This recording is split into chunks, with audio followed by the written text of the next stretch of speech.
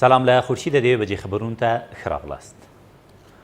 د داعشیانو یو قمندان له یو شمېر کسانو سره یو ځای په کابل کې ونیول شو. څرګر ملي اداره وایي دغه قمندان چې عبدالله نومیږي له خپلو 26 کسانو سره یو ځای په کابل ښار کې نیول شوی دی. یا د ادارې د دغې پیښې په تړاو نور څه نه دي ویلي. په فراه کې په څو بېلابېلو پیښو کې 25 دولتي سرتیري وژل شوي او 15 نور یې ټپیان دي. په دغه ولایت کې امنیتي سرچینې وایي په دې پیښو کې چې په تېرو 40 ساعتونو کې له فراه ښار سربیره په پشترود او اناردرې ولسوالیو په شاوخوا سیمو کې رامنځته شوي 3 نور دولتي سرتیري د طالبانو له لوري نیول شوي او 3 نور یې لا درکه دي. له دې سره سم د فراه د ولایتي شورا مشر په یادو پیښو کې د افغان ځواکونو تلفاتو شمېر له 40 هم لوړ بولي، خو د فراه ولایتي مسؤلینو لا تر اوسه په دې اړه په رسمي توګه څه نه دي ویلي.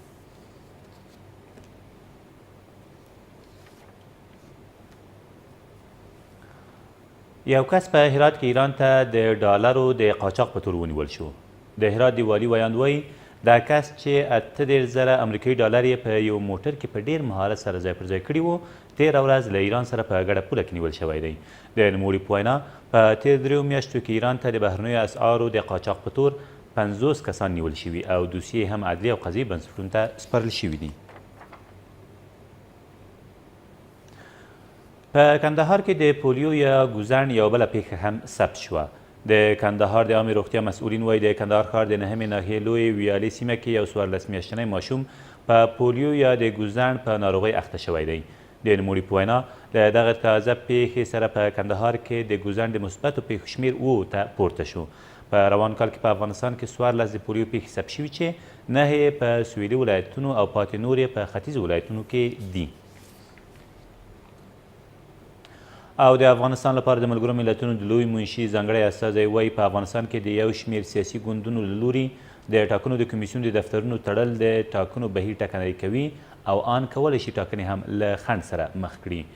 تدامي چې اماماتو په کابل کې د کابل په وخت تېره شپه د افغانستان په اړه د ملګرو ملتونو د امنیت شورا په یو ځانګړې ناسته کې زیاته کړه که ټول سیاسي مشران د خبرو له لارې یوې هوکړې ته ونه رسیږي نو کیدای شي چې راتلونکې ټاکنې پر وخت ترسره نه شي. نوموړي پر دغو معترضو ګوندونو غږ وکړ چې د ټاکنو په اړه د خپلو اندېښنو د لرې کولو لپاره د خبرو ته مخه کړي، ځکه د ټاکنو د کمیسیون د دفترونو تړل د ستونزې حل نشي کېدلی. د افغانستان لپاره د ملګرو ملتونو د لوی منشي ځانګړي استازي همداراز په افغانستان کې د امنیتي وضعیت په اړه هم اندېښنه وښوده او د راتلونکو ټاکنو پر وړاندې یوه بله جدي ننګونه په ګوته کړه. دا تر دې مهاله وروستي خبرونه، تر بیا مو الله مل.